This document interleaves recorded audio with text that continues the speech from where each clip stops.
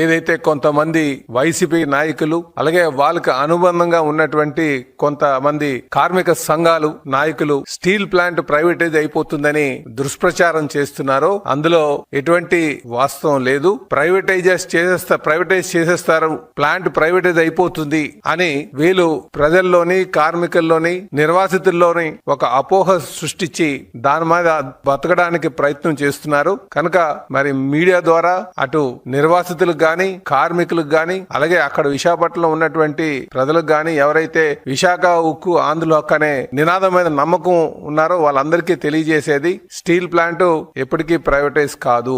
ఈరోజు చంద్రబాబు నాయుడు గారు ముఖ్యమంత్రిగా 2 మార్లు ఈ ప్లాంట్ ని పరిరక్షించడం జరిగిందని అనే విషయాన్ని అందరూ కూడా గమనించాలి. సుమారు 14,040 కోట్లు ఈ ప్లాంట్ కి అటు స్టేట్ గవర్నమెంట్ నుంచి ఇటు సెంట్రల్ గవర్నమెంట్ నుంచి డబ్బులు తీసుకొచ్చి దాన్ని కాపాడినటువంటి పరిస్థితి మరి అందరూ కూడా గమనించాలి. అంటే కేంద్ర ప్రభుత్వాన్ని నుంచి 11,440 కోట్లు తీసుకురావడం జరిగింది.